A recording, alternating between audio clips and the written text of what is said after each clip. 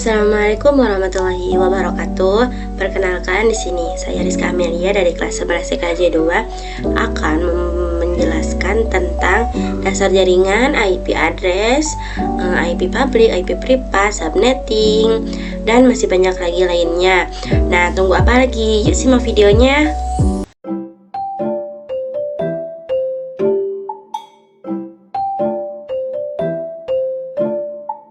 Apa itu jaringan komputer?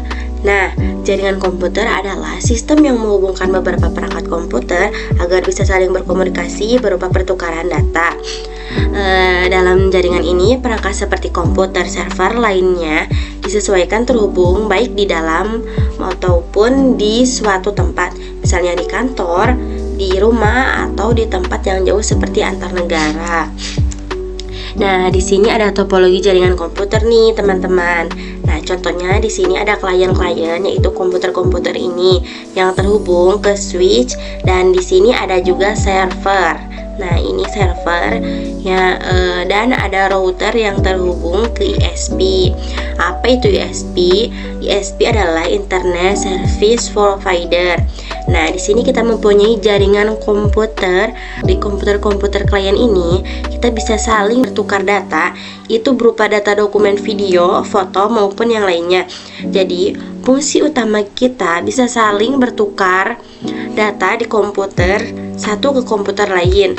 Contohnya di sini kita terhubung ke dalam switch. Kita terhubung dalam switch, artinya ketika kita bisa langsung saling berhubungan dengan bisa bertukar data tadi. Nah, itu contohnya pertukaran ini juga ada di komputer server, fungsinya yang memberi layanan website seperti HTTPS atau website lainnya. Misal ketika kita ada di web server nih, mau masuk atau mengakses data yang ada di komputer server ini. Nah, di komputer ini kita tinggal request datanya ke dalam server ini. Nanti bakal ngasih itu layanannya kayak berupa website apapun itu. Selanjutnya, contoh di sini kan ada dalam satu switch, satu network. Berarti nanti kalau ada ke network lain, nanti dihubungkan oleh router, yaitu fungsinya untuk menghubungkan ke network lainnya.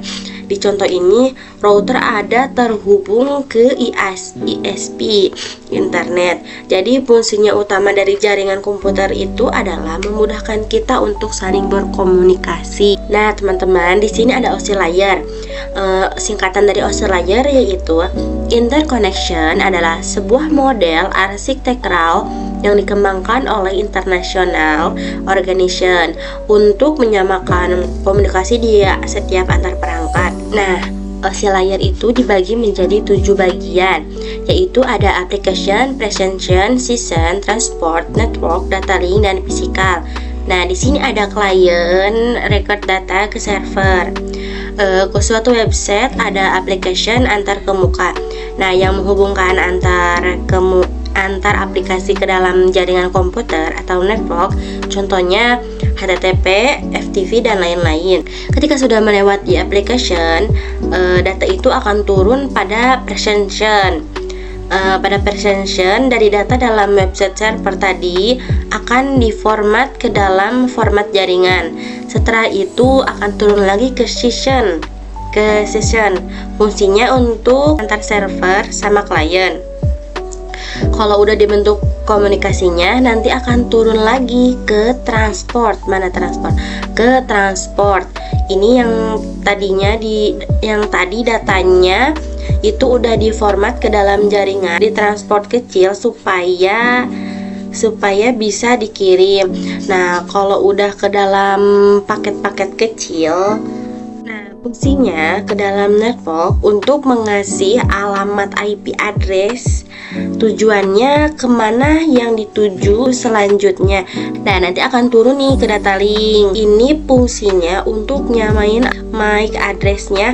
Terus nanti kalau udah turun lagi nih ke physical, ini adalah media pengiriman via kabel, wireless atau fiber atau apapun. Baru nanti akan dikirim ke physicalnya laptop yang di sini nih.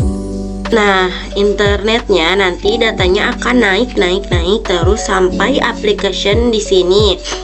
sampai bisa kita lihat hasilnya, alamat contoh Facebook. Tapi kita nggak perlu paham semuanya OSI layernya, dari layer 1 sampai layer 3 aja, dari physical, data link, dan network, karena inilah layer yang masih bisa kita sentuh atau jamak, yang masih bisa kita lihat.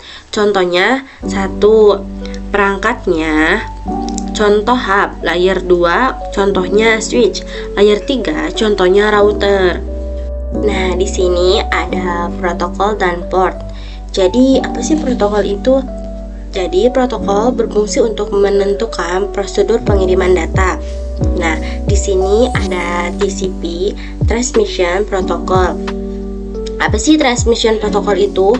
Nah, transmission protocol itu digunakan untuk IP karena support error checking, yaitu disebut 3W, handshake atau transfer file. Nah, di sini ada UDP, User Datagram Protocol. User Datagram Protocol ini digunakan untuk video streaming, games, dan aplikasi yang membutuhkan kecepatan data. Nah, kalau TCP ini, ia memastikan bahwa semua data yang dikirim diterima oleh penerima. Sedangkan kalau UDP, ia tidak menerima jaminan bahwa semua data yang dikirim diterima oleh penerima. Nah, kalau port fungsinya untuk menjalankan servis dalam jaringan komputer. Contohnya, ketika kita nanti menjalankan ada namanya servis SSH. Nah, ini portnya berapa? Portnya itu adalah 22. 22 ini adalah nomor yang diwakili semua servisnya. Ini supaya ketika kita di jaringan nggak usah kita manggil SSH-nya, dengan kita manggil 22 aja. Port berjumlah 65535, namun dibagi menjadi 3 bagian nih. Jadi di sini kita hafalkan port-port yang sering kita gunakan aja. Contohnya ada port 21 untuk FTP, File Transfer Protocol. Selanjutnya ada TCP, Telnet, dan lain-lain. Nah, selanjutnya ada MAC address, Media Access Control Address, adalah alamat jaringan pada lapisan data link layer 2 dalam OSI 7 layer model. Dalam suatu komputer, MAC address ditetapkan ke sebuah kartu jaringan network interface card atau NIC. MAC address merupakan alamat yang unik, memiliki panjang 48 bit. MAC address terdiri atas 16 digit, misalkan heksadesimalnya 0 sampai dengan F. 0 sampai 9, 10-nya itu A, 15-nya F. Untuk membedakan antara MAC address under 1 dan vendor 2 ditandakan dengan 6 digit pertama, karena kartu jaringan itu banyak vendornya, contoh Intel. Untuk membedakan vendor buat siapa biasanya diimplementasikan dari 6 digit pertama ini. Nah, di sini ada IP address. IP itu Internet Protocol. Address itu untuk komunikasi antar perangkat jaringan. Jadi IP address adalah alamat untuk komunikasi di jaringan komputer. Untuk IP address di sini contohnya kita akan ngejelasin IPv4. Jadi IPv4 mempunyai total 32 bit dibagi menjadi 2, ada network dan host. Untuk V4 yaitu dibagi ke dalam 4 blok atau 4 oktet, yang masing-masing setiap oktet itu 8 bit untuk jumlah total V4. Ada 4 miliar IP. Untuk IPv4 ada pembagian kelasnya nih, yaitu kelas A, kelas B, dan kelas C. Perbedaannya di pembagian network dan hostnya. Nah, untuk kelas A, oktet pertama sebagai network, kedua sampai keempat itu sebagai host ID-nya. Sedangkan kelas B, oktet pertama dan oktet kedua itu sebagai host ID-nya. Untuk 3 dan 4 itu sebagai hostnya. Nah, untuk kelas C, network pertama sampai network ketiga itu sebagai network ID-nya. Nah, untuk yang nomor 4-nya sebagai host. Ini gambaran pembagian kelas IP V4. Nah, di sini ada IP privat dan IP public. Aku mau ngejelasin IP public dulu nih. Jadi IP public itu fungsinya untuk mengkoneksikan kita ke dalam internet atau inet. IP public didapatkan dengan cara kita harus langganan IP public itu yang ngatur namanya Internet Assigned Numbers Authority (IANA). IANA ini pembagian IP-nya supaya seluruh dunia dapat internet. Nah, selanjutnya IP address. IP address yang digunakan untuk koneksi jaringan global internet secara langsung dan bersifat unik. Jadi IP privat itu hanya untuk lokal, hanya kita sekantoran aja nih. IP privat hanya untuk koneksi di dalam kantor aja. Untuk penentuan IP privat hanya RFC 1918 name. Yang namanya kalau IP 10 24 bit block itu dari 10 sampai 10 255 Nomornya itu 16 77 216.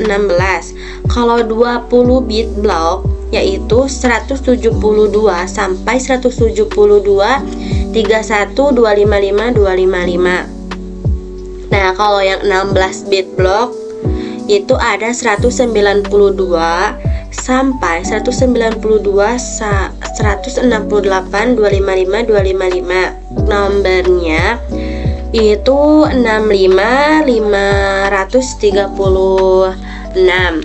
Nah, selanjutnya ada subnetting.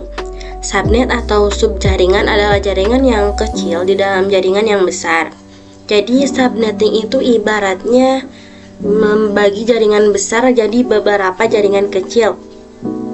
Tujuannya agar lebih rapi, efisien, dan aman.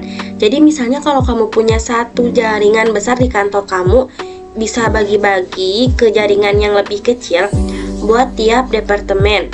Dengan begitu mereka enggak saling ganggu dan lebih gampang diatur. Plus lebih hemat dalam penggunaan alamat IP.